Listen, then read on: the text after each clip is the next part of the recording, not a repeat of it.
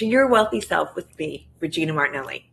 This show is about money and a whole lot more. Here we focus on you being able to expand your capacity for creating more money, success, abundance, and having inner and outer wealth. For you to have what's most important to you inside and out so that you can be your wealthy self. This show is really about honoring your wholeness, that you are enough just as you are to have all that you desire. You don't have to be, do, or produce anything to be worthy or deserving. And what's important to you could be the freedom to have more success and money without guilt or shame. Or maybe it's the ease in being unapologetically you, or more certainty in your sense of purpose, or feeling daily joy and fulfillment within yourself. Whatever is most important to you, whatever makes you feel like you are wealthy both inside and out, and that your life is the grand adventure that you want it to be. That's what we're creating with this show. And we believe you can create that without struggle. You can do it with ease and certainty. It doesn't have to be hard work. It can actually be fun. And we do all of this through the lens of money. Because money is actually a spiritual highlighter. It reveals our subconscious and conscious beliefs about how easily you will allow yourself to have what you want, how good you can stand your life to be. It highlights how much you struggle and how much you believe you need to be deserving of, how much struggle you need to be deserving of your money and your success. Sure, consciously, we may say we don't want it to be very hard, but subconsciously under the layers, there could be a belief pattern running that says you actually need to work hard, you have to suffer and struggle. And that's when we get that roller coaster of money, where we get money and then disappears. We get money and then we have to spend it feverishly and then we lose it. Then we have to get money again. And we have to work hard for it. Because if you get it too easily, sometimes that subconscious belief will just send it away. So money is an incredible lens when you want to do the deep work of self-appreciation, certainty, purpose, and freedom to be yourself. And being able to get to a place of knowing you are enough and knowing that your worth is the key to manifesting what you want with ease. Having that sense of worth unapologetically. So today's show, one of my favorite topics, we're going to talk about family-inherited loyalties. This topic is also often referred to as family systems work, constellations work.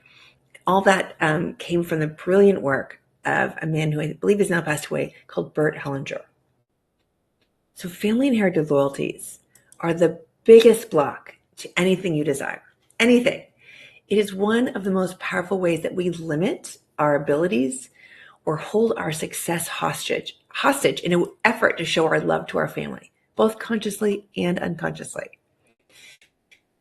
Family-inherited loyalties are the hardest patterns to break because they are done from a place of love and loyalty to the people that we come from. As humans, we have a strong drive and compulsion to belong. That's where we feel safe. It's one of the strongest drives that we actually have. And as humans, we will die to belong to our families, our communities, our cultures, and our countries. Yet for some reason, we measure our belonging through our ability to conform. What I mean by this is the more we are like the people we come from, our family of origin, our ancestors, whether they're living, whether they're alive or they're dead, the more we are similar to them, the more a sense of belonging that we feel. And then there's more relief in our system, especially subconscious. Kind of our primal reptilian brain of there is safety in numbers. Conversely, the less we are like our families that we come from, the more our belonging feels threatened. This is the opposite in nature. Mother Nature loves diversity. Mother Nature creates diversity by design. I mean, there is not one snowflake or water crystal that is exactly the same. And it snows every year in many parts of the world. Many, many, many feet of snow. And yet not one of those snowflakes is just like the other. There's an incredible amount of uniqueness and diversity. So especially when we are growing up, if we start to feel different from our parents, we start to get worried. We have imprints not just of our parents, but also of the generations who came before us, their experience of money, love, happiness, and well-being. If we come from people who were in poverty, then there is some part of us that feels guilty for having it better or having it with more ease, or actually just having more of something that our ancestors did not have or our parents were not able to create. It's not a conscious thing, but it's a very powerful thing. If the people we come from didn't have success or love or happiness, and if we have it, then we can feel incredibly guilty. It's kind of like if you grew up in a family where your family, I've had clients like this, and also myself, where they believe that you have to work hard for your money. You have to work hard. No pain, no gain. You have to sacrifice. Up with. Yet you want a different experience of money or a different experience of your life. You want it to be easier. There starts to become this concern or this tension that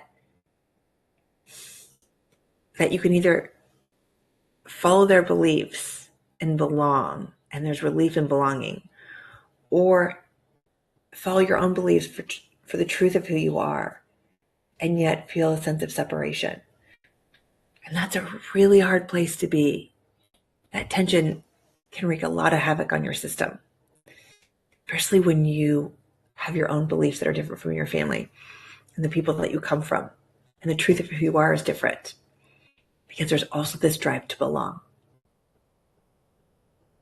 But separation is a myth. We'll talk more about that. And these loyalties to be like the people we come from, it's really hard to revise, because this conformity, this trying to be like them, is done out of love. And that part of us that replicates their pain, their suffering, and their struggle doesn't want to stop loving them. So it holds on tight to these patterns as a way to show love and loyalty. This is how you can see lineages of families who have all suffered or struggled with the same pain, or there are similar patterns of lost fortunes or denied love or abandoned children. It happens generation after generation. It's so much easier to revise past trauma or limiting beliefs that we have about ourselves or even money than it is to revise these family inherited loyalties. It's not impossible. It's just a lot easier. A child in a family of thieves, for example, does not see stealing as bad. That child relates to stealing as a form of belonging to their family. It's what they do. It's part of how that child can be like their family. The child sees stealing as a way to belong. Again, that creates relief in our nervous system and a sense of safety. I had a client, I'll call her Terry. She came to me to work on her intense feelings of being overwhelmed and being trapped in her life. We worked together to access the source of this experience. We found an imprint from her great-great-grandfather that at 6 years old, who felt trapped. At 6 years old, he was trying to help his family, and it was too much for him to handle. He was incredibly overwhelmed by this responsibility at such a young age. So Terry was having this same experience of her great-great-grandfather almost 100 years later. And her being 43 years old, she too was struggling, feeling life was too much and didn't feel like she could handle it all or manage the responsibility. So Terry imported her great-great-grandfather's overwhelm and struggle as a way to show her love and belonging to the people that she comes from. And it didn't play out so well for her life either. So no matter what the circumstances, when you join someone in their suffering, you just make more suffering. I'm saying this to you consciously, like you get it, yet I need you to understand that the joining someone in their suffering is not a conscious act. It is subconscious. We don't even realize we're doing it. Even if misery loves company, that is still not a good enough reason to make more misery in your life. Someone has to be willing to allow things to be better. Because once one of you does, a single child in history of humanity who has actually been able to do it, who's actually had success. Yet every one of them will try. The first way a child tries to heal their family is through love. A child believes that if I will love them so much, we'll all be okay. They believe this because their love is so big and so pure. And at the same time, they have zero sense of proportion to the struggle. So it feels really reasonable to them as a solution, but it's not. If this was true, then all parents would be healed at the birth of their first child. And if it worked, but it doesn't. The second approach children try is to take on the pain. It's as if they say, I will be the one to struggle. I will take your pain or your depression so you don't have to have it. If this worked, it would be worth it, but it never works. It only adds the amount of pain that people, it only adds the amount of people who are in pain, depression, and struggle. Because you can no more take someone's depression, anxiety, or pain than you can take their hunger or their toothache. Another way, a third way that children try to heal the family is by saying, okay, if it's going to be hard for you, then it will be hard for me too. So I won't have it better than you. It's just like if you won the lottery and your friend had just lost their parent. You wouldn't jump in and celebrate the win. Oh my gosh, I won the lottery. Because it feels wrong. It feels bad to celebrate when someone else you care about is sad and in pain. So for many of us, if you go back into history, it's an ongoing lineage of death or fighting of one kind or another. So it feels really wrong to have things be okay. It's the loyalty piece and the subconscious belief that keeps people stuck, and it's the hardest belief to rewire. Many times the belief pattern that is running, which keeps them stuck, is, who am I to have it better than my family? We've always worked so hard for our money. Or something like, I cannot have it easier when my ancestors struggled for so long, for generations. These are the hardest patterns to shift because we hold on to them with all of our unconscious might out of love for the family and to maintain that sense of belonging to those who came before us. There are other ways to show our love and loyalty and to maintain belonging than through suffering and pain. But it's common to see generations repeating the same suffering of their great-grandparents had, even if that person never met that grandparent, because it's all on the subconscious quantum level. I've seen it so many times. Another client of mine in Chicago struggled getting her business off the ground because of these really outdated laws and restrictions in her area. It took her years to get a business license, which should only take days. When we discovered she was having the exact same experience her great-grandfather had with his business, it's uncanny subconsciously. She was entangled with her ancestor struggles. These patterns of loyalty show up in ways that keep her struggling in a loop for years. I did some rewiring of the imprint, making sure her younger self knew she did not come here to carry forward all their pain, misery, and struggles. And she did not come here to have their journey. She came to have her own journey on her own path. And again, we're talking about this consciously, but it's not how this revision works. It's all in the subconscious.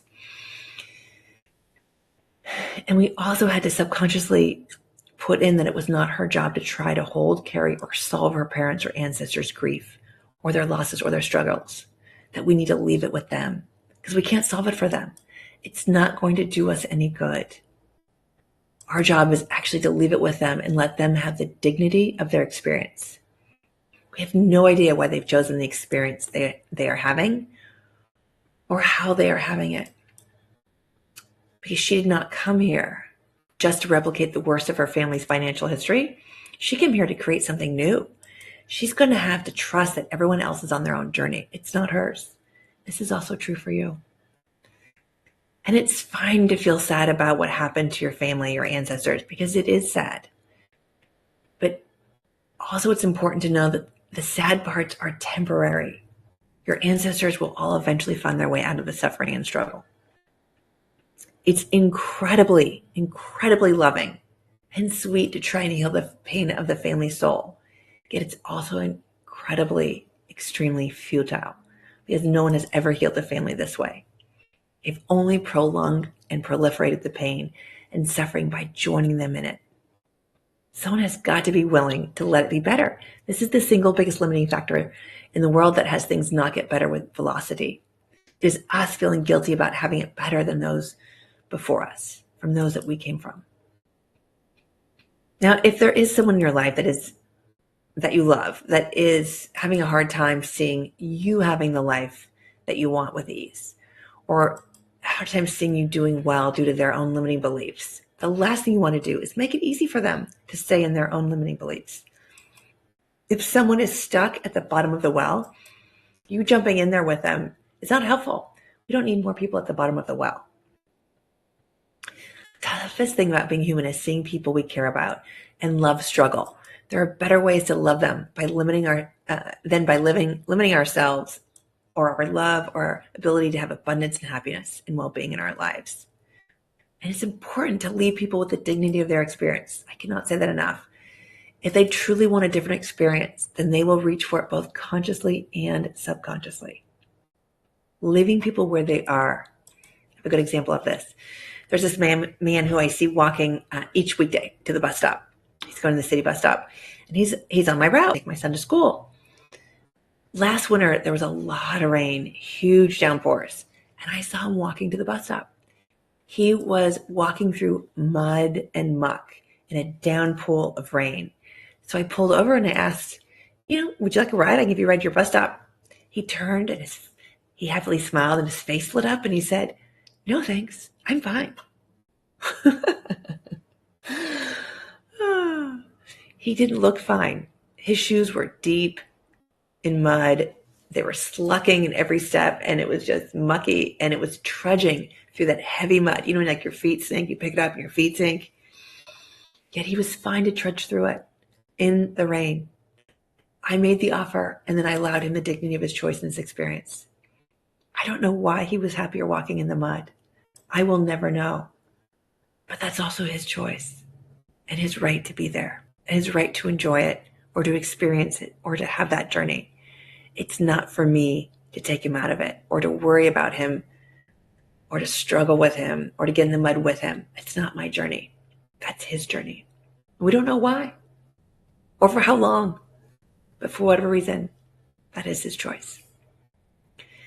So some people may look, sound, and even say they don't want these struggles, yet there is a part of them that wants this experience for whatever reason. It may only be known subconsciously, and there's no shame in that. There are so many better ways to show our love and loyalty and belonging than sabotaging our own happiness, success, and well-being.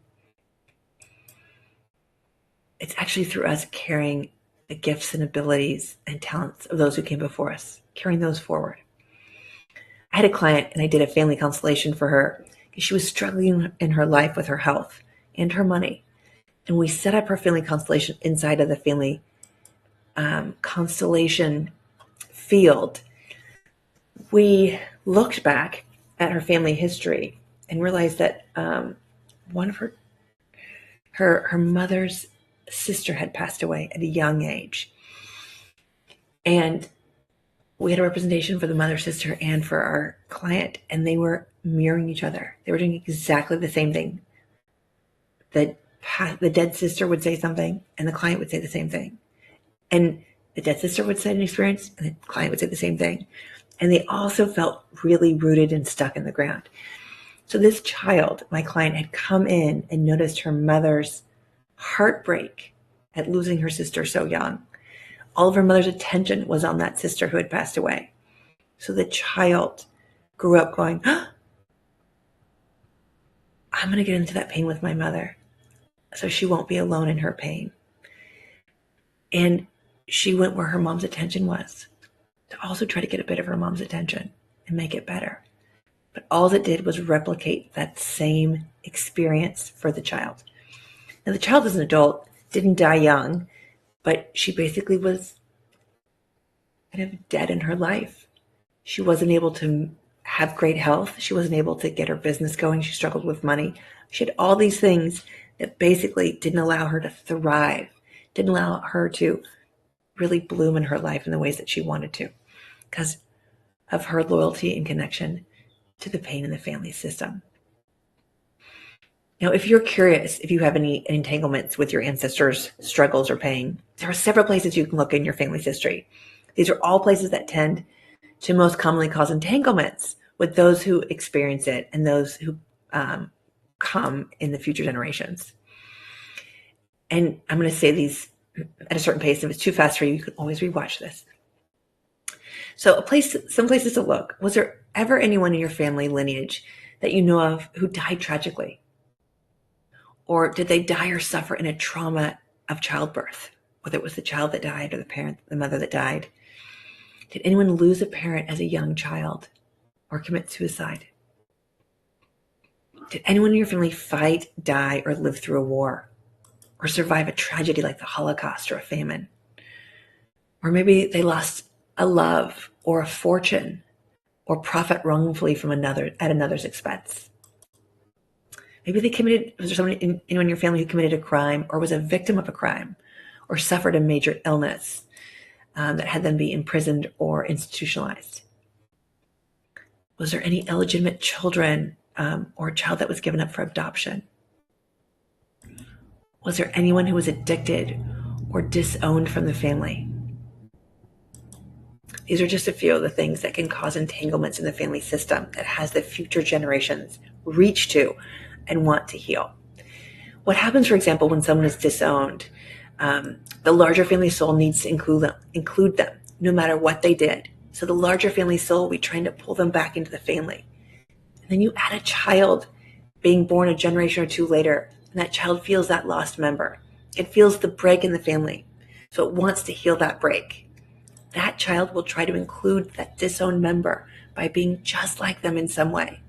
That child might take on characteristics, behaviors, or attitudes like that banished family member, even if that person is no longer living and they've never met them. This can happen sometimes and cause that child to actually grow up and be banished themselves, depending on the behaviors, or create so much struggle and pain in their own life.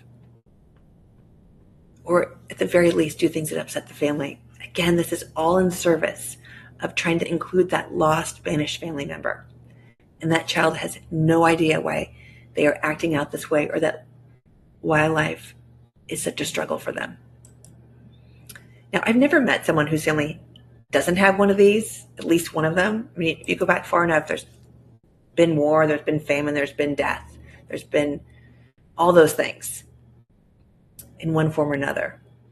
That doesn't mean it's an entanglement causing havoc on their life, but it's a place I get very curious about when clients who struggle with something that they cannot seem to revise or heal after a lot of transformational work, because these are the hardest to revise due to our holding on to them with all our love and loyalty to be with and be like those we come from. So it's a place I always look out of curiosity. So Rumi once said, when I was young and clever, I wanted to change the world. Now I'm old and wise. I want to change myself. This is the only place we have power, and it's so powerful. Because when you change, the universe changes. Because there truly is no separation. Your belonging is not threatened. Even if you don't speak to your family or see them anymore, you are still part of a larger family system or family soul. That cannot be changed. Separation is an illusion. And since there is no separation, then everything you do that makes your life better, that makes you more empowered, that makes you more connected, that makes you happy, actually affects the entire network of beings. Even if you just sat in your apartment and never interacted with anyone, your thoughts have an effect on the universal consciousness. And it's extraordinary when you can change a belief, when you can change a thought, it sends ripples through the entire consciousness.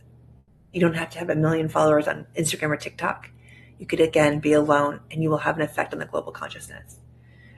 Now, you don't get to choose whether or not you have an effect. What you do get choice about is what the effect will be. So everything that helps you come into alignment with you, the truth of who you really are, helps the global consciousness. It helps you make everything you do, make choices from your heart, from a place of creativity, inspiration, freedom, and joy, rather than fear. It affects everybody. And everything you do that makes your life better is a gift to the rest of humanity.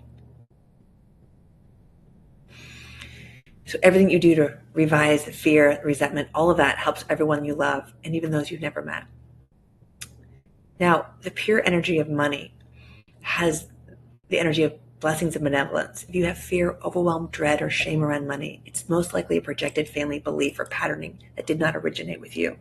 So it's time to start to let that go and have your own experience of money, one that you choose, one that you author and pass down as your legacy and example.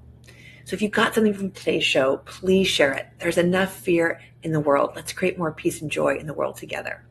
And if you know you need support and you're willing to invest yourself, you can reach out to me at yourwealthyselfcall.com and we can explore ways to work together. Otherwise, send thoughts and comments to yourwealthyself at e360tv.com. And make sure you tune in next week as we continue to use money as a lens to revise the old beliefs and habits. For more clarity, freedom, prosperity, self-worth, appreciation. whatever is most important to you. I love and adore you. You are incredibly beautiful and a precious being. And please know you are enough, just as you are.